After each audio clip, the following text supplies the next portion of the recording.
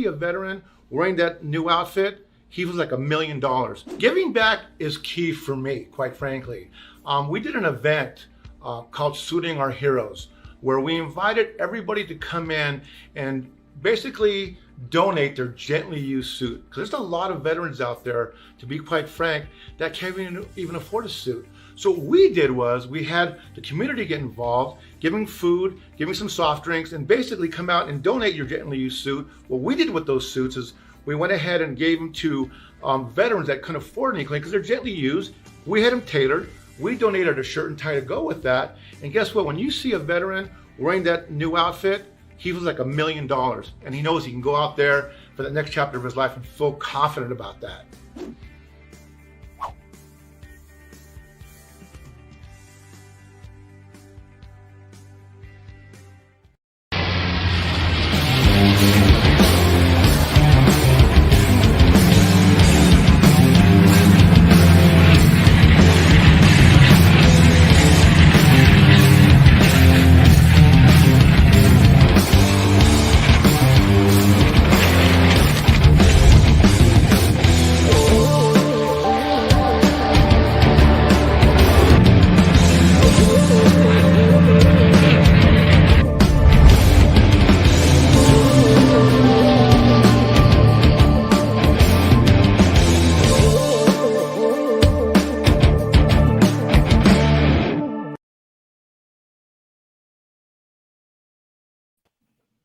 All right. Welcome, James. How are you? Doing well. You have your voice back? A little bit. It's getting there. That's why you're going to run the show today. I'm still kind of recovering from it all. But so yeah, we've had a crazy week. I lost my voice, which is why we did a rerun, but an amazing rerun. One of our fan favorites with Nick Bear. I forgot about the fact that you hit him with the LDAC, and you got Nick off guard. So that was pretty good. Well, probably up until that point, he was like, we had to be a little bit different. You got sometimes it's a reactive content. We had to set up a little linear ambush for him. And absolutely, it was pretty neat. But we were in Houston before that. This week I was in San Antonio. You were supposed to be there. Unfortunately, life happens, and you couldn't make it with the craziness that happened at your airport. Yeah. So first time ever, the Raleigh Terminal 2 power went out, showed up, stood in line for a couple hours, and then they told me to leave. I said, Roger that. And then, everything happens for a reason, but unfortunately was unable to attend the great event in San Antonio. But like you said, it's been a busy week, or a busy couple of weeks. We just got back from Houston. That was an amazing event. Yeah, what you want to talk about that one real quick? Yeah, so we did the HAV event with Stephen, Eugene Kuhn, and Lane Balone. And what was that for the new viewers, real quick? I didn't hear you. What was the acronym for HAV? HAV. Yeah, it was Humble Alpha Veteran Empowerment. I thought it was the have or have not. Didn't have money or didn't have or did have. We had money after you went to the event because it was such a great event with Stephen and those guys. But it was the Humble Alpha Veteran Empowerment event where they bring in veteran entrepreneurs, and it was a lot of coaching and stuff like that. So it was a good event, and they gave away a lot of money with Mark Rockefeller and Street Shares. Yeah, I mean, it was a good event too. We're just coming out of this pandemic, this COVID situation where folks are having to step out from behind their filters. It's very interesting, now that we're doing these events, how I'm not saying anybody that we ran into this past weekend, but it looks like some people might be doing some filter work. Oh, yeah. Yeah. Oh, yeah. I got you. Yeah. So, I mean, the bottom line is, and we're joking around, but, at the end of the day, what we got to realize is you got to be real. There's no filter here. This is not a green screen. This is my office. You see what you get. And, sure. At some point, people got to realize that real life happens outside of virtual and social media. So, right. It was just amazing that we've been able to be out here in public now and just kind of, meet some folks face to face. And you're just like, wow, I thought you'd be taller. Well, I thought you'd be shorter. I thought you'd be younger. I thought you were older. Anyway, it's just been an interesting time. Well, that's interesting you say that because, we went from San Antonio, we went from Houston to San Antonio, And we did Nick Bears last week. And to keep with the Texas theme, we have this week's guest, Jose Roberto Alaniz Jr. He goes back and forth on his different names. I don't know if he's going by JR because he liked Dallas in the 80s. Who shot JR? Or he goes by Jose because he likes to hear No Way Jose. I don't know, but we were excited. You're talking about having filters on. There was no filter with him. It was just, we got the real deal Holyfield.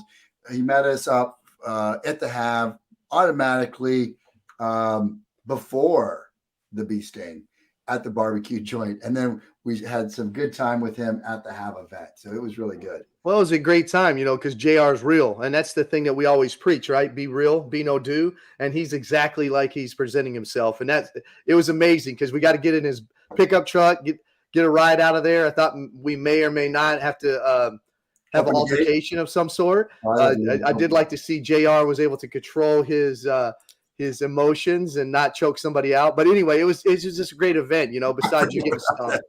Yeah. All right. Well, tell you what, James, while I pour some MOAC coffee, here we've got the Texas pecan roast from our new MOAC coffee.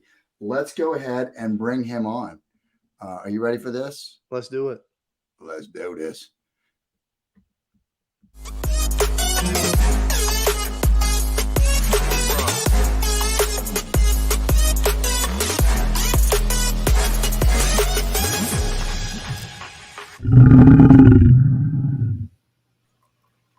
Oh, there's James on the big screen. He's going to have to stay there. Right. What's going on, JR? Good morning. How are y'all? Better now that I got the best coffee this side of heaven. Well, and I just got to, I did this just for y'all, but I got to show my true colors. All right. So, go Navy, beat Army. It says AY. It says, I love that because it's on the camera, it's backwards, which is appropriate for the Navy. Backwards ass. Well, how come I noticed on your signature block there, though, it says Captain in God's Army, not God's Navy? Yeah, well, God doesn't have a Navy. He doesn't need one. Was it Cyndi Lauper that sang True Colors? True Colors. That was Justin Timberlake in The Trolls. There you go. Yeah, troll. Army, troll, same thing. Yeah, that's the truth. There's one of our supporters, Nick Feltz there. I appreciate it, Nick. He always keeping us honest and tuning in and supporting us. And supporting the legends. It's really not about Marty and myself. It's about JR and the legends that are on the show. So I'm glad you dressed up for this event, JR. This is actually pretty scary for me. Because I'm used to seeing you like laid back, chill, real deal Holyfield, that's what we're used to dealing with you. But hey, we did want to say in public that you're amazing. It was amazing to break bread with you in Texas. I can't wait to get back there. Thought I was going to get back there this past weekend, but God had different plans, and so did an airport. So that did not happen. Yeah, I totally understand that. I actually have a couple of suits. I don't wear them very often. I think part of that had to do with just being attached to, the government service for the last 10 years. And we're really since I was 17. And so most of the time you'll find me in shorts and flip-flops with a baseball hat. And I'm perfectly comfortable in my skin that way. But, I actually do have a really nice tuxedo that I have worn on several occasions. There you go. And so it happens, funerals and weddings, stuff like that. Well, if you do need a suit, funerals, let's stay away from those right now. Yeah. If you do need a suit, I know someone. Show sponsor, A-Rod, Alex Rodriguez over at Salute to Suits. He's the one who's put me in this amazing suit. And I don't know if he gave James that one. I think that might be a James special. He gave me the amazing navy blue suit that I wore at the Have event. So, I was able to represent the Navy at that amazing event there in Texas. So JR was giving me a great time. We will not talk about the wardrobe malfunction. Oh, let's not talk about that. What we can't talk about is, let's get into this. Let's talk about your call to serve. What was it? Were you like a lot of us where it's the family business? You saw, Jimmy Buffett, son of a sailor kind of thing, or were you a Mustang and just went and did your own thing? No, I grew up in a great household here in San Antonio. My dad was in the Air Force from 1955 to 1959. He was a crypto tech. He ended up doing counterintelligence. What was crypto tech back then, Vice, what it is now? Well, I don't know, because I'm not a crypto tech, but I will tell you this, that when Dad rode my ship in the early 90s, the crypto guy on our ship let Dad into the like super secret squirrel area and stopped me. And I'm like, hey, my dad's a civilian. He goes, yeah, but there's nothing back here that he hadn't already seen. So, oh, wow. So your dad was actually got to tour one of your vessels. Yeah. He actually got to ride. He did a Tiger cruise. He rode the ship from Pensacola back to Ingleside. Nice. And so that was, I am so grateful that we ended up doing that, because Dad didn't have the money to fly out at that time. And I didn't have the money to fly him out. And so he got on a Greyhound and he went to Pensacola, and he got there and he didn't have an ID, right? He just had a driver's license, and he was hovering around the outside gate at Pensacola till some old chief pulled up and asked him what he was doing. He told him, well, my son's ship's coming in. I'm going to ride it back. And so Dad gets picked up by a chief outside the front gate of Pensacola, takes him on base, sets him up in chief's housing, picks him up, takes him to chow 3 times a day, picks him up, takes him to the bar at night. And he did that for 3 days till my ship came in. Are you serious? And so that was my dad, man. My dad was this bigger than life guy that could make crazy off the wall stuff happen. And I don't know how he did it, but he did it. That is so awesome. I think I was able to get my dad. We were doing elevators. So elevators, when you just have a helicopter and you just go up and down and just jump out of them all day. And so I was able to get him on the CH-47 while we were jumping out. He was still active at the time, but still it's pretty neat. My dad was a leg. He wasn't a paratrooper, but getting to watch us jump out was pretty neat while we were just popping silk all day. So yeah, it was pretty amazing. So I grew up with this guy who did things that most normal human beings were not supposed to be able to do. And then my uncle, Dad's youngest brother, he was also a crypto tech. He did like 2 years in Laos, and to the day he died, he never spoke about it, not a word. I tried several times from when I was in high school until he passed.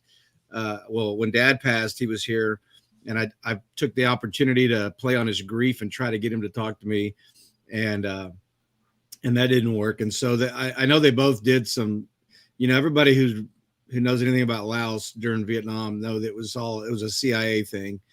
And so I don't know how my dad, they're from a little podunk country town, an hour and a half south of San Antonio.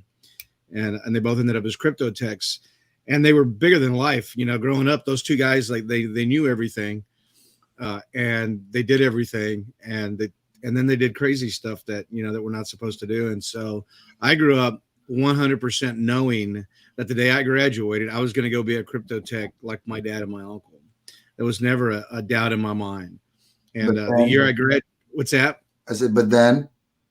Well, the year I graduated, the Air Force had a freeze on. I had done the delayed entry program, and so I was PTing with one of the Air Force recruiters every morning, and then the guy said, "Hey, listen, just come in every Friday after school and check in until they get this thing cleared up, and then we'll get you in boot camp." I'm like, okay. And so that's what I did. Every Friday I would go to the MEPS. At the time in San Antonio, all the branches were inside the same building, the recruiters, the main recruiting branches. And so I went in there one day and the lights were out in the Air Force. Like there was nobody there. Like it looked like somebody had padlocked the place up and shut them down. And so I'm thinking like, man, what is going on? And so I turn around, there's this this petty officer first class, sitting in the doorway inside the building, smoking a cigarette. He goes, we offer everything the Air Force does. Right. And I'm like, hey man, I'm out of money. I'm out of school. Let's go. Let's do this. So the Army was never a consideration ever, is what you're telling us. No. Oh. No. The thought of dwelling in tents and the thought of Marine Corps. No, those never. I wanted a technical. Now hindsight's 2020. Okay. If I were to do this all over again, I would have gone 11 Bravo Army straight out of high school. And that's it. That's what I would have done. So we just got our next Army Navy commercial sizzle reel, and we're going to use you for that segment. So we appreciate that. We're going to segment that down to get next statement, just so we can have the words exactly the way you just said that. That was amazing. I'm right now, and we are at 16:30 on the show. If I can find it. Thank you. Go Army. Beat Navy. So no, but again, go Navy, beat Army. I see Yavian. And the back of it says sing second. So we'll see what happens. The Army's beat the pants off of us the last 3 years in a row. So it's a crazy year in football. It's like UT Austin is out, UTSA Roadrunners is in. I'm like, what's going on?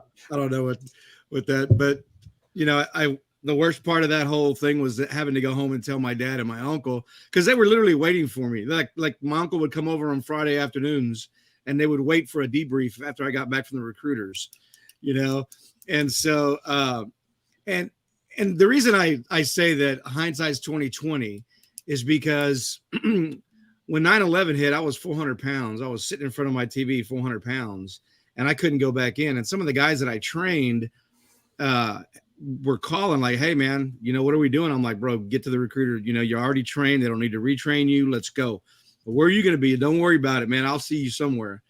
And so, not knowing, but I knew that there was a need right then and there for guys that didn't need to be retrained. And so, one of my closest friends, who served with me on my first ship, or my second ship rather, he's still in, and he ended up getting deployed, as part of the global war on terror. And so he and I have always stayed in touch, and it ate at me for years that I chose food over my health, and it kept me from going back and serving when I felt like our country needed us the most. And so that's something that plagued me, and that's why I say hindsight 2020. If I would have known what I know now, which is impossible, I probably would have gone Army infantry and just stayed in and done my thing, because my plan all along was to do 20 years in the military. I'd never planned on getting out of the service. Growing up with my dad and my uncle, my game plan was to get in, do my 20, get my retirement, and then figure out what I wanted to do with my life. Right. How many years did you actually do in the Navy? 4 years and 7 months. But then you counted it down to the months. It's amazing. Every one of us do that. Well, I extended because my ex-wife was pregnant with my son. Gotcha. And so I extended to make sure that, that he'd be a couple of months old after he was born, before I got out. And so that's what we did. What would you say is your most memorable moment that happened to you while you were in the Navy? What would you think? I would tell you probably we were steaming back. I was on an old steamer. It was a 425-foot long by 55-foot wide ship. They're frigates. They're anti-submarine warfare mission. And we were coming back from, we'd always go up by Alaska and we would play Cold War with the Russians. We would chase a Russian sub and they would chase us. And we did all these, cat and mouse things that were going on at the height of the Cold War. And we were coming back from Canada, and we were doing that little boat maxed out. It did like maybe 36 knots. And so we're cruising along full steam on the way back. And there's blue whales that are following us, which is really cool because I'd never seen how enormous a blue whale. They were almost as big as the ship. And all of a sudden it's like we hit a wall. Like if we rear-ended somebody, the ship literally stopped dead in the water. And so immediately, they're calling the guys who are watchstanders out on the deck and stuff, look for blood. Let's see, did we hit a whale? What did we do? And actually what had happened is there was an earthquake in Washington State, and it shot a shock wave out into the water, and it was like a 6.5 or something. And so it literally grabbed the screw while we were steaming by and just stopped it. And so that's probably one of the most memorable. I mean, aside from the stuff where I got in trouble that I don't like to talk about anymore, but that was probably the single most memorable thing, because that shaft on the screw is probably maybe about 3 or 4 feet in diameter, and it has 2 huge bearing plates that are about 8 feet long, and they're bolted down to the actual structure, and that shaft rides inside them. And that thing stopped so abruptly that it sheared all 40 bolts on those two what did I call them? I can't help you. The only thing I know is bow and starboard. Yeah, so these huge bushings that hold the shaft in place. It sheared all the bolts and it shot them up into the ceiling, and it bowed the shaft on the screw. And that's how hard the force was. Wow. And the boat literally, like it was like if you ran into somebody, if you rear-ended somebody, that's what it felt like. Like everybody went flying forward, and it was pretty crazy. I mean, we ended up a couple of days out floating until we got everything fixed, but we had everything in house. We had machinists in house, and we had lathes and everything that we needed to make equipment. And so we just sat still for a couple of days till we got going again. But what about when, and this is one of the questions I always thought about when it comes to the Navy and being on a vessel or a boat, what happens when a storm comes? Did you ever experience a rough, bad storm? What do you do during that? What happens during those storms? Yeah, so we were in, actually, when I got off that ship, I went to another ship, same kind of fast frigate out of Virginia, that was going to be the first ship in Texas. That was USS Truett, and we actually commissioned the base in Ingleside, and we weren't even there a couple of months, and we had a hurricane that was coming in, and so they by this time I'd been in the Navy like almost 4 years. And we hit crazy rough seas on the West Coast and crazy rough seas up by Rhode Island and stuff. And I never got sick back then. And so we come down to Texas and we got this storm coming in. And what we did is we actually sailed out because the storm was already on us. And so we sailed out into the eye, turned around, and then rode the eye back in. And it was either that or you tie the ship to the pier with steel cables and just hope for the best, And so we were new to that port, and our captain made the choice that we were going to go out into the eye, which was really actually the right choice, because by the time the hurricane hit shore, it like fizzled out almost completely. And so the worst part of our trip was actually sailing out into the eye, and it was crazy. We were doing like 28-degree rolls, and the bow would come up out of the water and then go down, and the whole boat would vibrate, and then it would go down. And so us retarded, Texans from our department decide, well, by the time we got into the eye, there was only like 6 people on the whole ship that weren't sick. And so, and 2 of us were from back home, and another guy was from California. And we decided that we were going to go play because everybody else was sick. And so in the front of the ship where the anchor actually comes out, it's called the anchor windlass. And inside, underneath that top part of the deck, there's this huge spool that's like 5 stories tall. And it's where they put all the mooring lines that we use. We use 8 mooring lines when we moor up in port. And so what we were doing is we were in there, and this thing they're like huge sections, and they have like a big disc to separate each section. And the disc is big enough for you to put your hands on. And so what we do, we'd go in there and we'd wait till the boat took a hard dive, and you jump up and see how high you can catch, which one of those rungs that you can catch. And so you'd catch like the third one, and you'd be like 30 feet off the ground. And then you wait till the boat went up all the way, started to go back up again, and you'd let go, and the boat would come up and catch you. And so you were only jumping like 5 to 8 feet at any given time. But visually it looked like like you were jumping 30 feet in the air and then dropping 30 feet. And so that's kind of what we did. That's kind of what we did.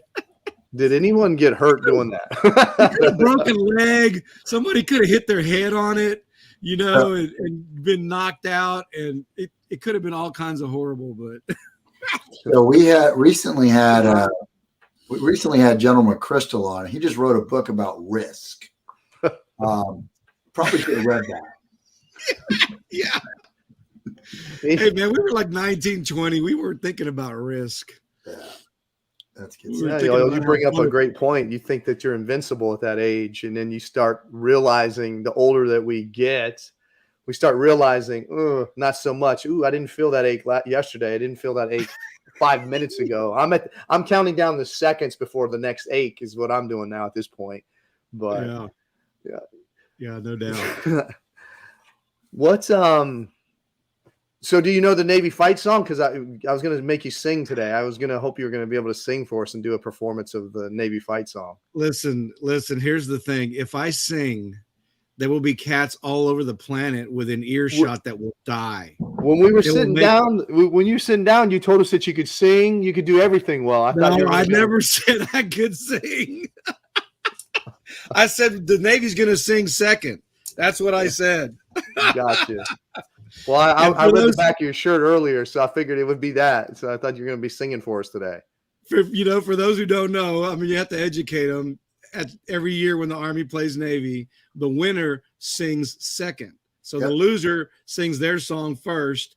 And I tell you what, it's the most honorable thing. The very first time I ever watched the Army-Navy game, Army won that year, the very first time I watched it. And it's the most honorable thing I've ever seen in my life, because the Army gets up behind the Navy while they sing their song. And then when they're done, the Army goes over to their side, the Navy gets behind them. And what respect, our country could learn a lot from the respect that the branches give each other. Right. And it made such an impression on me. And I'm not an officer, that whole thing is an officer thing, man. It really is. And officers get to pick on other officers, from the different branches. But I used to, my boss where I just left from the NSA, the DoD contracting job, he was Army officer. And so he and I used to bet lunch every year. And so I got to win the last, I left before he could beat me up, really bad on these last couple of ones. But yeah, it's pretty awesome to see that level of respect, man. I think that's what our society lacks right now. I think between that and all the services is we talk a lot of trash during, all throughout, but at the same time, everyone on the field is ready to give their life for their country after college. And that's the difference between that and all the other college football teams that are out there. There's some that are going to go on and serve, but those are the ones where everyone there will go in and actually serve their country. And so we do a lot of trash talking, Army, Navy, and Marines. We all make fun of Coast Guard, and the Chair Force. Don't forget the Chair Force. We all protect one another, our brothers and sisters that are in arms. And so that's what makes it really cool. That's what makes it about brother. What's the one big takeaway that you took from your time in service that you carry with you today? Man, that's really hard. Well, you've already said one, which was you should have gone Army. But besides that one. Well, besides that, and that's another show altogether. But I carry a lot of regret not being able to go back in and serve with my brothers and sisters. So I would tell you that one of the most important things is that bond. And it's not that, and yeah, we are serving our country, but it's really the guy or the gal that's to our right and to our left that we are there fighting for. I mean, I didn't serve in combat, but my friends that did, when they're in the heat of battle, it's the guy or the gal that's next to them, that is either going to save their life, or they're going to save their life. And so that bond, I would say, and even for non-combatants like myself, I'm still really close with a lot of my shipmates. Yeah. You know, I still talk to them. I hadn't seen two of them in like almost 40 years or 25 years since we got out. And I went to go see them in Florida back in March. And it was like we had never missed a day. Yep. You know? Yep. And so, you know, what's interesting is to hit on that is that goes across the services and across the borders. And what I mean by that is, so this week I was just on Jonathan Bowman Perk's podcast, and it was amazing. While I was filming that one back in October, we had the discussions before we filmed it, and then we had the wrap ups. It was like a 2-hour session. But afterwards, he said, you know, I film all these CEOs and all these other types, but when I'm talking to a fellow veteran, it's just there's a connection. And you see Jim Hickman, he's commenting there. That's my brother from Army Europe, and we worked a lot with our allies overseas. And so it is really it's the call to serve. It's a different what starts in our blood, in our core values, regardless of the country and the service that you're in. So that's something that is huge. I appreciate that. Yeah, I mean, I just interviewed a guy from New Zealand, and there was an instant Mhm. kinship because he served in the New Zealand Army, you know? Yeah. And That's so so, crazy. yeah, you're so on point with that, man. It's just, Gotta love the I community. mean, we all serve, every single person, whether, you know, no matter what branch, whether you enlisted or officer, everybody went through the same crap at some point, Right. you know, We and all- we're all there for the common purpose. And we all know in the back of our minds, regardless of what branch you're in, there's a 50% chance that you may not come home. Yeah. Sometimes greater, sometimes less. Yeah. James. That's huge. So- Sometimes we just got to focus in on the things that make us alike instead of focusing on the things that make us different. You know, I mean, that's just the power of I think that that's bond. a great segue, James. What we're going to do is first give a shout out to our sponsors, A-Rod Salute to Suit, helping our veterans and male and female find amazing suits while they transition out of the military and get ready for the workforce. So thank you, A-Rod, and everything you're doing to our veterans. But when we come back, what we're going to do is we're going to talk about this company up here, Third Day Coffee Seguin. But as you were talking about celebrating, unifying through our diversity, I think that's a great segue to one of our favorite companies and the one who provides all of our clothing line as well. Let's show Triple Nickel. So here we go.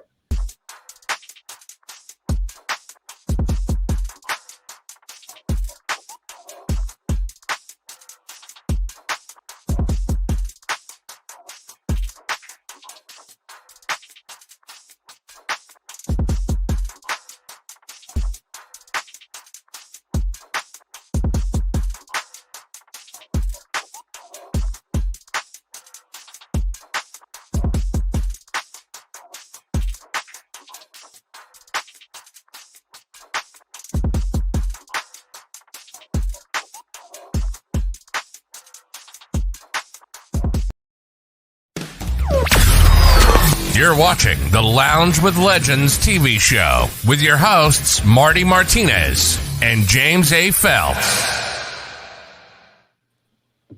All right. So those of y'all that are just tuning in, we've got Jose Roberto Alaniz Jr. of CEO and founder of Third Day Coffee Seguin. We just went through his military service and talking about a lot of the similarities that we find between the services and between our great nations. And we also talked about why Army's going to win because Haiti can't convert on third downs. And so it's going to be amazing. But now what we're going to do is I think this is a good time for us to transition to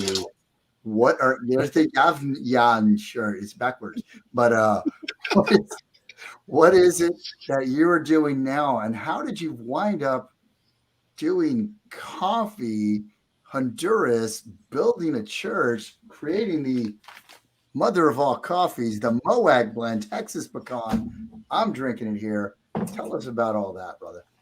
Yeah, absolutely. So I'm going to bounce a little bit around, but it'll all make sense in just a couple of seconds. So In 2016, I surrendered. We're coming in. In 2016, I surrendered my life to Christ. Back up from there, I grew up just like most other people do at the table with their dad or their mom, drinking. Back in the day, when I was little, it was percolator coffee. Mm-hmm. And so that's all dad used was a percolator. And then years later, mom upgraded him to like a, first gen Mr. Coffee, automatic drip. And so that's what I knew of coffee. Dad had spoken, and even my uncle had spoken about crazy, weird coffees that he had in the Orient and overseas in Europe. And dad was all over Europe, man. Dad spent a lot of time in Turkey and Italy. And so he was actually in Turkey when the Russians shot down the U-2. And that's an interesting, huh? The band? No, not the band. That guy that didn't take the pill when he was supposed to, and he didn't destroy the aircraft like he was supposed to, and the Russians. Everyone's old like you. That's why I'm asking. You got to explain it. Yeah. So anyway, so Dad talked about that coffee. That he goes, "Oh yeah, coffee's very different over there." And so here's the plug for anti-internet. If you have daughters, do not let them have the internet until they're at least 30. Just saying. So, screwed that up 3 years ago. Yeah. No, stop, Marty. I'm telling you right now. Take it away. Do not let them have it. Danielle met my daughter, Danielle. She met a guy playing Xbox 360 live when we connected her to the internet. She met some kid in New Zealand while they were playing a game. And so they and it was just online. They didn't really know each other until we got like a $600 texting bill. And AT&T called and said, "Listen, if you go to this different plan, we'll absolve that big, huge, bill you just got, because the kids were just coming. The texting thing was just coming alive and people didn't know. And so anyway, Danielle stayed in touch with this kid. And then she was dating some other punk, here locally. And when she graduated from high school, tell us how you really feel. Yeah. The kid that no she filter, dated, no filter. He was an idiot. And anyway, Danielle was really. She went to oh my God, what is that school? St. Mary's Hall. She went to St. Mary's Hall on a full ride scholarship. St. Mary's Hall, you almost have to be a genius to pass the test, and then you have to have like Red McCombs or some of the Spurs players' bank account, because the school is $21,000 a year. Nice. And so Danielle got a full ride scholarship to this school, right? And so we have these huge hopes for Danielle. Well, she gets a full ride scholarship to UTSA, but she had to stay in the female dorms. That was the whole caveat to the scholarship. And she was dating this idiot, and he couldn't stay with her in the dorm. And so she turned down the scholarship, went on her own for one semester, didn't finish the semester, dropped out, broke up with the idiot, and then came home to live with us.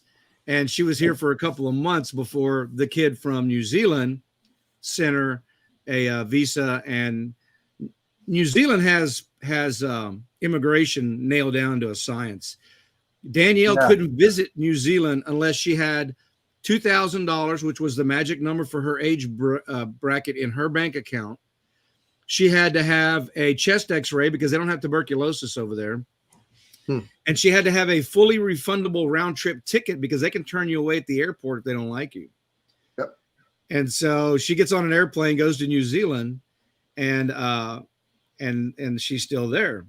And so in 2014, a year later, my grandson was born. And so we went to go visit. Now, being in the Navy, one of the ports that you always want to go to is like Perth, or Sydney. And so we never got on this side of the planet, on that side of the planet. And so one of my bucket list items was to go to Sydney. Turns out it was $150 for me and Connie to fly round trip from Auckland, New Zealand. And so I'm like, there's no way that we're going to. We ended up going for a month. We were there for 4 weeks. And so the first weekend we were there, we went to Sydney because like I got to go. And back then I was part of the Freemason. You know, I was a Freemason back then.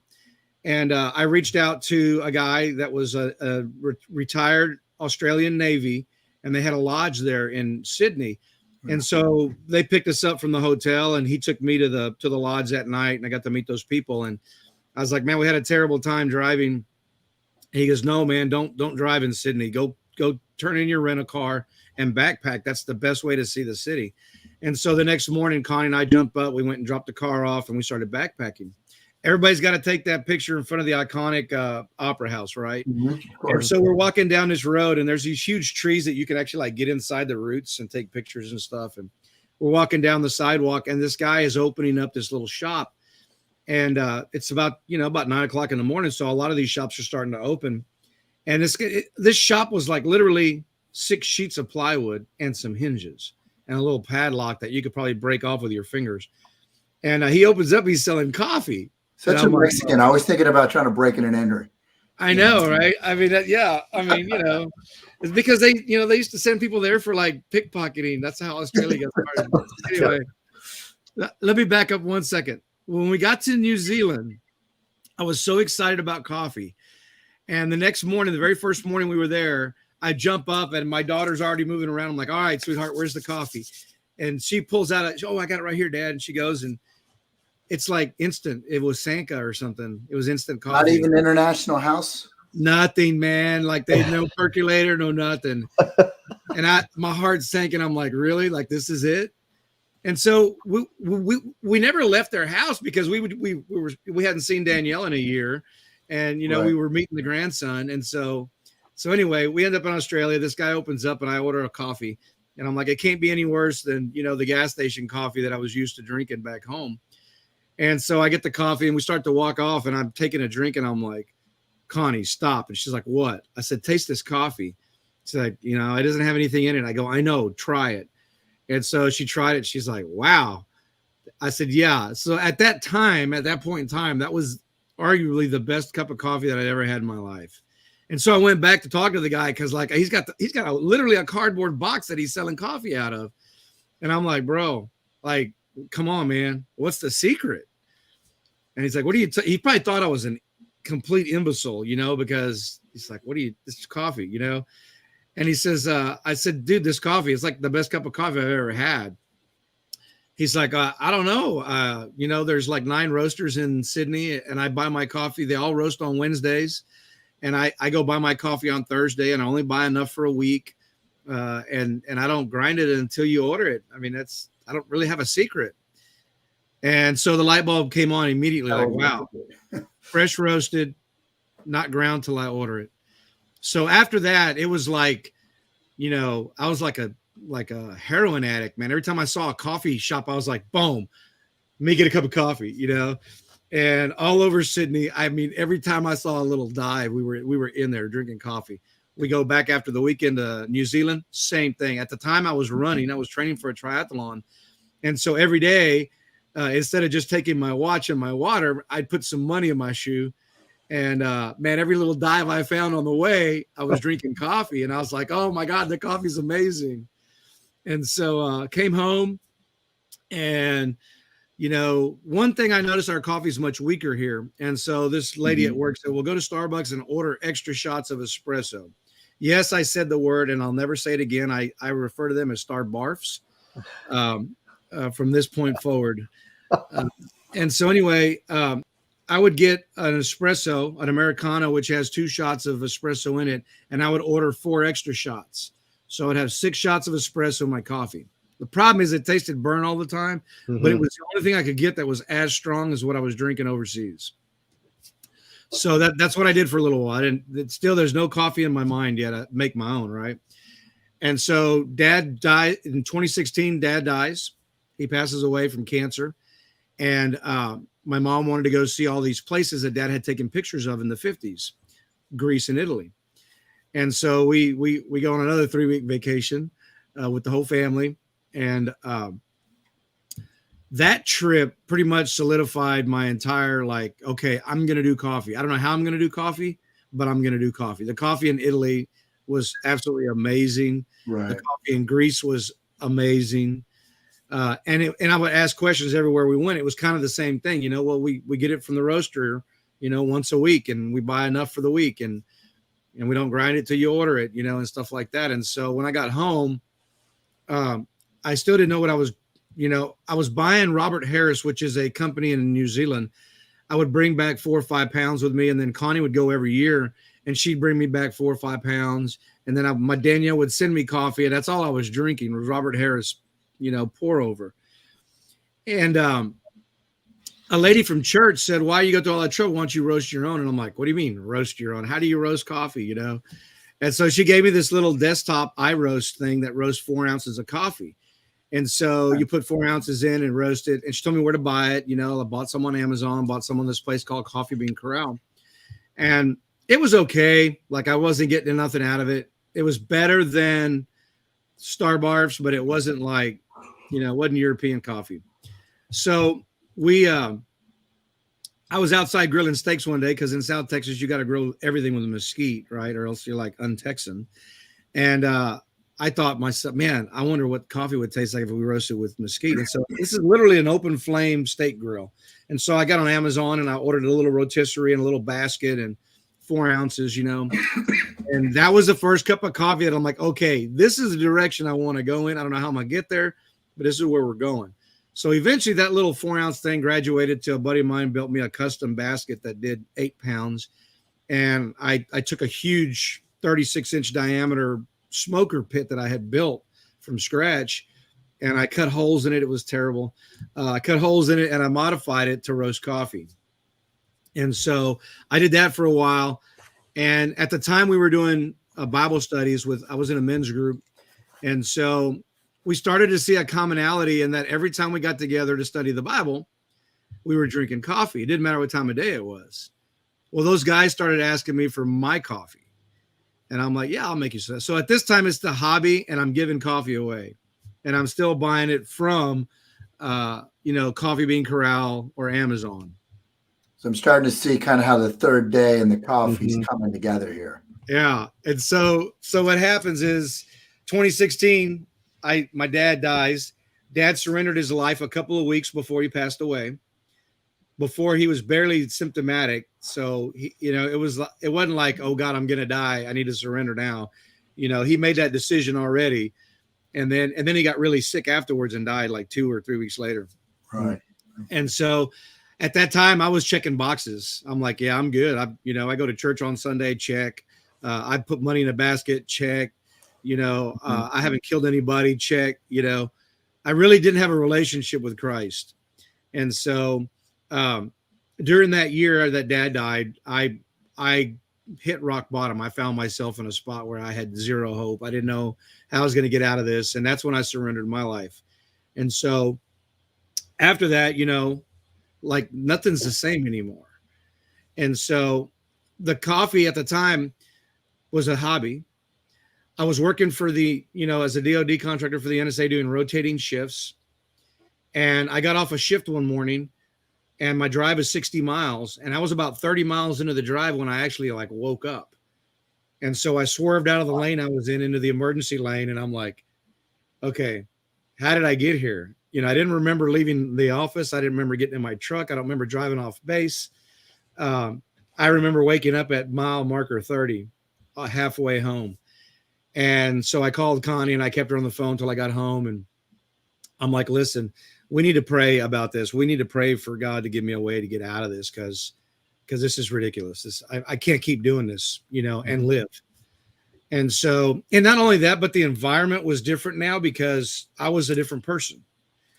And so the environment was really rough for me as a Christian, as a new Christian. And so we were praying. And out of the blue, in a group that I belonged to of coffee of like 400,000 members, this guy reaches out. We had no friends in common. And so I was kind of leery about like accepting it, but I did. And it turns out to be this guy right here, LF. Is that backwards? It is, but we could see that. How's that? Perfect. Hey. Oh man. Yeah, figured it out before the show was over. Oh. So I met this guy that owns this coffee company, LF Missions. That is all kinds of wrong on the bottom ticker, by the way. I met the guy who owns this coffee company, and he's out of Mountain Ridge, Kansas, and he owns a coffee farm in Honduras. And they got there because they went there as missionaries. They bought a piece of land to build a home for the locals, and they were going to give it to a family. And if they took care of it for 2 years, they would give it to them free and clear. Well, the second they bought it, word spreads in a little village, and like, hey man, that rich gringo bought that land. And so immediately people came and flocked to him and like, hey man, there's coffee on that farm. And he was like, what? He goes, yeah, there's even an old mill that we could probably refurbish. And so that's how Ashley Williams got into the coffee business. And he said, he reached out to me and he's like, hey man, I don't know where you're at in your walk. And at the time I didn't really know where I was at. I was new. He says, but I was praying for divine appointments. And he tells me, he says, man, he goes, has any of your mentors talked to you about divine appointments? And I'm like, it's weird that you even asked me that, because that's what I've been praying for. He goes, because I feel like I'm being led to help you get your business from wherever you're at to wherever you want to be. And I'm like, it's not really a business, right now. It's like it's a hobby. And so anyway, enter the Vetpreneur tribe and some of the veterans. I worked with Justin Charpentier and realized that I could make a business out of this. And then I started realizing, listen, I prayed about a way to get out of this job that was killing me. And God introduces me to a guy that shows me how to market my business so it's not a hobby. He puts a guy in my life that owns the coffee farm. And then he puts a whole bunch of other people, support roles to help me make that transition. And so in February of this year, 2021, we left our job after 10 years at the NSA, leaving a lot of money on the table to do coffee full time. And that's kind of where we're at right now. And our mission is simple. We're going to share the gospel of Christ first, because that's how we got here. I'm going to help out my veteran brothers and sisters, because that's what I feel duty bound to do. And we're literally financially supporting the impoverished farm producing community, the coffee producing community in the mountains in Honduras. I mean, they're literally building a church right now that we're helping with. And so that's kind of how we got into the coffee business. That's an amazing story. I knew some of the backstory, but you filled in a lot of the gaps there that I had questions about too. Just, the power of, for me, I'm a believer as well. So the power of prayer and in following those opportunities when they're there and present themselves. That's huge. That's great. I mean, I don't know, now you're making me, I need to, get my mind right and get back and get my message clear. So that's good stuff. Wow. Yeah, it's I had great mentors. One of my closest mentors was an Army combat veteran. He did 3 long tours. The last one was 15 months, all kinds of horrible carnage, things that you see in a war. And he was an excellent mentor because he understood how God can literally take things from you. And all you have to do is be obedient. That's the hard for most of us, because we don't understand, but once I started being obedient to what I felt like God's will was for me, he started blessing me with all these things that I had no means of my own accomplishing. And all of a sudden I've got all this support system. I've got this supply chain, and I have everything I need to be successful in business. But again, we're sharing the message first. We do it with our podcast. We do it with every bag of coffee that we sell. Every one of them is named after scripture. And so it's just been a blessing. Yeah, absolutely. JR, what's your podcast? It's called God Country Coffee. All right. Awesome. And so Casey mentioned, love me some coffee. So if Casey wants to get some of your amazing coffee, where does he go? ThirdDayCoffeeSeguin.com. Scrolling down on the bottom. Scrolling down on the bottom. There you go. And so I really enjoyed this episode. And we've got Eddie White coming in.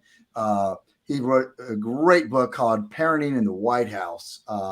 Absolutely amazing book on how as a dad to raise young ladies. So it's crazy. Eddie's gonna get me hooked. I told him I'm taking his course, so I'm ready. So, but thanks for coming on our show and bearing, or being vulnerable and sharing your story with us. Absolutely. I definitely appreciate that. It's something that we need to hear, because you talked about regret, and you talked about a bunch of different things, and that's something that our veterans that are getting out of the military, they need to see. That is like, just because I want to go back in, it doesn't mean you're lost. It just means you got to find another way.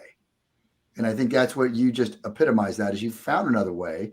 Your way was in Christ. Your way was in coffee. Your way is this. So you have an amazing story there, and I appreciate that. But I think it's time, James. So I will let you kick it off. I don't know if I feel you should feel honored, JR. Typically, the MOAC asks this amazing question, but you know what time it is. You've missed countless Christmases. You missed family time away, being in the Navy, and everybody has a different meaning on what freedom means. So, JR, we ask you today in the lounge, what does freedom mean to you? Yeah. I think the last 10 years working for the NSA, I missed more Christmases and birthdays and Thanksgivings than I ever have, my whole life. And so, yeah. And I've learned a lot about my own personal responsibility, and freedom to me is responsibility. It's the responsibility of all Americans to study, preserve, and defend the inalienable rights, the inalienable freedoms that has been given to us by God. God gave us our freedom. He gave us the freedom that we enjoy in this country. He stood up this country. And so the God who spoke the world into existence gave us these freedoms. He made us stewards over them. And it's our responsibility to learn them, to maintain them, to preserve them, so that our next generation gets to inherit that freedom. That's what it means to me. Wow. Thank you, JR, for that. No, that's awesome. I love it too. I guess we talk about all the time. The questions are just getting better and better. The answers, because they're all unique, and there's better and better for me is because I never know what to expect. So I really appreciate that. And then thanks to A-Rod over at Salute to Suits for the Freedom Means moment and being our sponsor. If you're interested in sponsoring our show, we do have a Patreon page, and we'll put it in the comments after this, so you can help us keep the show on the air and reach more and more veterans as they transition, transform, and progress from battlefield to business. So, JR, I appreciate it. We're going to put you in the green room real quick, but we'll see you in a few minutes right after this. So, exactly. Go Army. Army beat Navy. Thanks, guys. You guys are the best. All right, brother. Thank you, JR. So, James, brother, that was a good one. It was, and it's just, we all are struggling and we all have bad days, but, just JR's message itself, sometimes we just got to ask for help. And, with us as veterans, that's one of the things that we typically don't like to do a lot of the times. But yeah, it is hard to ask for help. And that's one of the things that he asked for. Is he came to us with Joint Task Force 214 and asked us for help with his message, and we've been helping him clarify his message, and I think it's helping him. But next week we got another Ranger coming in.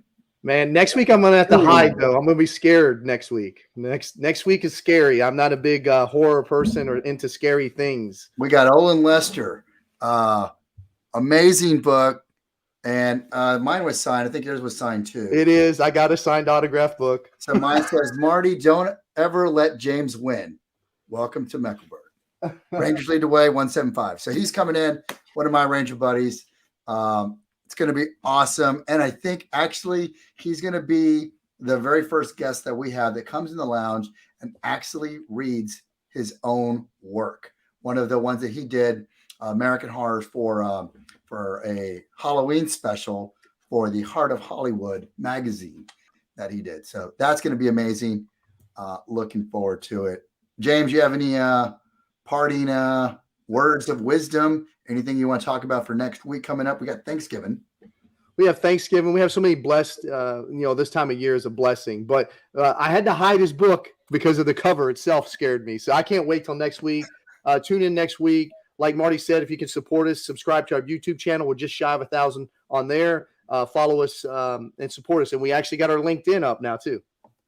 We do. We're actually doing this live now on LinkedIn. So because of the fact that we do have so many supporters coming out to us for LinkedIn Live. So appreciate that. Thank you. Thank you for helping us get the word out. Share this with a friend. Doesn't cost you anything. Someone out there that you're sharing it with, maybe the one in need that needs to hear this word from great guests like JR, and maybe they'll find their way with Christ or find their way and put and realize that suicide is not an option. So again, appreciate it. Be legendary. And James, thank you for your service, sir. Airbound. You've been watching the Lounge with Legends show on E360 TV, countering the narrative that veterans are all broken misfit toys. Veterans are the lifeblood of American freedom. Serving in harsh situations, coupled with their training, have forged them into some of the most resilient and capable leaders in the world. And that's where we come in, celebrating the success stories, taking you on a journey of transformation from military to business. We hope you enjoyed the show, and we'll be back soon. But find us on Facebook at Lounge with Legend or at JTF214. Till next time.